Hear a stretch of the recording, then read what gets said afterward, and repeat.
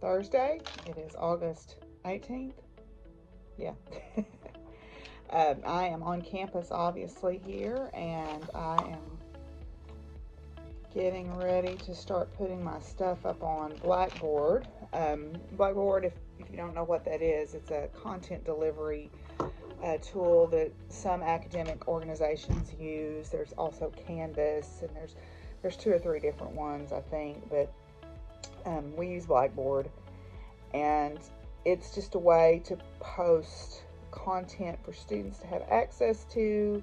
Even if you're not doing an online class, it's a good way to post material to get it out to them, or post announcements. So I am pretty well done with my college physics class today. So I'm going to post all the material there. Now, I'm not going to make it all available because I want to keep doing the lab videos for the online labs that we're doing, the little help videos. I've got the first 3 done, so I'm about a month into the class, but I still need to do for the rest of them.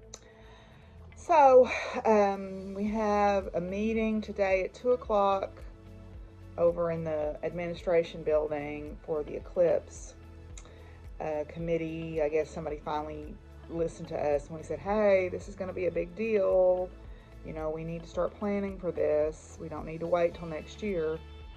I don't think that our administration has an appreciation for how big a deal the Eclipse situation is. And so some people, I was not directly involved in mentioning it to them, but I was part of the group that said, hey, we need to start thinking about this. So hopefully they have listened and are going to do something about it. So we'll see. Anyway, so I am working on getting things moved over. I know one thing I need to do before I do anything else is combine my courses, because one thing that happens is when you have multiple sections, they don't automatically go under the same heading. So I need to make a request to have those combined. So I'm going to take care of that right now. Well, I did some work in my office and I wasn't going to eat lunch, but then I walked through the office and they were talking about hibachi and I got hungry. So we've got a little food restaurant strip over here close. Well, it's actually technically part of campus. So I'm going to walk over to this little place called the Twisted Taco and get something to eat.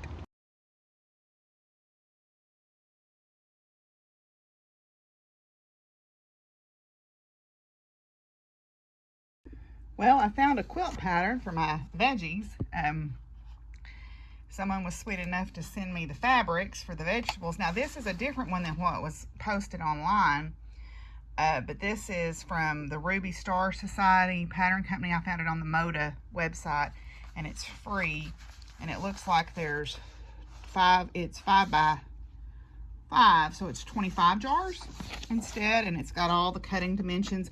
Now, these are shown not filled up, and I'm going to fill mine up, so it'd be very easy to adapt these pieces to make them the right size, cut them the correct size. You just have to allow for the seams to make sure that you cut the jar the right fullness, because nobody likes that much headspace in a jar, right?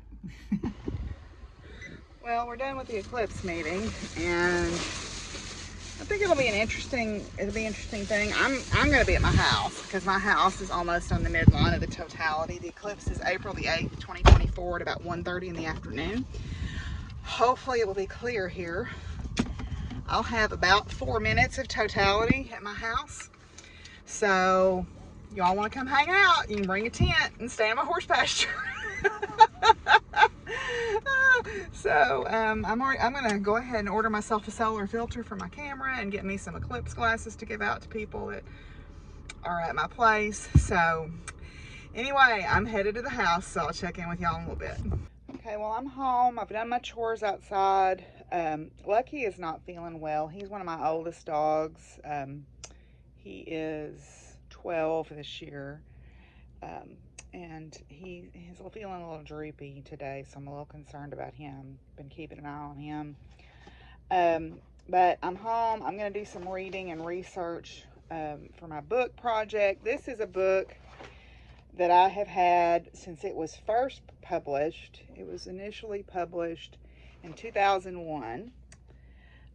Dorothy Morrison is a member of the tradition that I'm a member of, that I'm an elder in, and she is just a really amazing human being. I love her to death. She is very pragmatic in her approach to her spiritual path. She is no nonsense, and I adore her. She wrote this book and did a workbook back in 2001, and I was at the event where I got her to sign it for me. And then a couple of years later, I became an initiate in the tradition that she is a member of. And she is lives in New Orleans now, and she has a website where you can buy candles and oils, and I highly recommend all of her stuff. She is the real deal. I think it's, if you just Google Dorothy Morrison products, you should be able to find it. I think it's Morrison Manor, or it may be Wicked Witch Manor or something like that. Anyway, I love her to death. But this is a good basic book, and it talks about things like ethics and practice and all of that. And I've got lots of pages dog-eared in here where I read it years ago. But anyway, so I pulled this out tonight in my part of my cleaning process, and I thought, oh, I'm going to use that for my research. So let's do our cards tonight. Potion. Remember to practice self-love. You're familiar with the concept of self-love and self-care, but either you've never actively practiced them or there's something you've fallen behind on. Either way, you should get back on track. Keep yourself maintained in all ways, big and small. That can mean calling it quits to take a luxurious bath instead, or it can mean putting on a rose water face mask and getting out your planner so you can sort through your life before it gets too out of control. One thing that I've noticed is certain factions of women berate people who do self-care and belittle people who do self-care as, oh, you're being selfish, your family should always come first, your kids should always come first. And while I understand that, you can't pour from an empty cup. And if you're not taking care of yourself, and I mean, don't let them go hungry, I guess, but so you got to take care of yourself too. And sometimes self-care is simply just saying, asking your partner, can you please take care of the kids tonight? I want to take a bath and soak and relax. Or sometimes it's taking an hour for yourself to go get your nails done. Or sometimes it's taking an hour for yourself to just sit and read a book. Or just go for a walk. Or something like that. It doesn't have to be costly. It doesn't have to cost anything. It can just be taking time. But we know we live in a society where there's this toxic positivity and, oh, you should be doing self-care this way. And then the other side of that is this group of women who think that, you know, anybody that fights for women's rights are of the devil, and they think self-care means selfishness. And sometimes you got to be a little selfish because nobody's going to do it for you. You got to take care of yourself, because if you're not taking care of yourself, you can't take care of other people. That's what it boils down to. No, you're not doing anybody any favors if you work yourself. Nobody's going to give you a medal for putting yourself in an early grave for never stopping to take care of your own well-being. I mean, that's just the facts.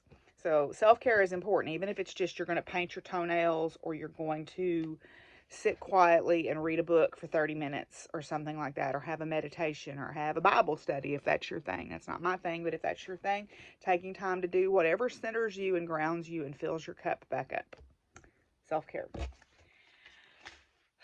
Then Power of Flowers today is Oriental Poppy. The Oriental Poppy is a hardy yet profoundly delicate by nature. Its brilliant red blossoms open dramatically facing the sun. When fully exposed to light, the blossom's deep black centers reveal spider-like shapes within. After the flowers opens and its petals have fallen to earth, the dried bulbs become delicate rattles. The Oriental Poppy essence beckons one to venture into the mysteries of creative visualization and dream journals. Such journeys are not unlike those of the ancient shaman who traveled to the upper and lower worlds, discovering guides and animal spirits and retrieving lost aspects of self. This essence is an excellent aid for those who wish to enhance their clairvoyant and telepathic skills. The archetype is the shaman, who are powerful healers and spiritual teachers found in indigenous cultures throughout the world. As the wise elders and medicine doctors of their tribal community, these highly respected men and women were intimately familiar with the hidden dimensions of nature in all her forms. The shaman guides us into a dream body or shaman body where we attune to the transformative reality of everyday miracles, seeking answers to life's most important questions. The poppy calls you back to your true home in nature, where your soul speaks directly to you, delivering many sacred messages. Deep in your heart, the muses are aroused, and the plant and animal spirits surround you. Vibrant rainbow colors swirl around the poppy shaman's head, symbolizing the divine rays of unity and harmony that exist only when one is attuned to nature and her consorts in the deepest possible ways. Blazing poppy, bearer of dreams, a shaman's call to magical schemes. Guide me into light and dark, a path of transformation I embark. So part of that is taking care of oneself. Part of that is retrieving the lost aspects of self. And I look at that as like going to therapy now. Back in previous times, people would, do meditations or whatever and call it the shattered soul. To me, therapy is retrieving lost aspects of self. And I think therapy is it's been very beneficial for me this time around. I have finally found a therapist that I click with, and it's working well. So anyway, that's all for tonight. I will see you guys tomorrow.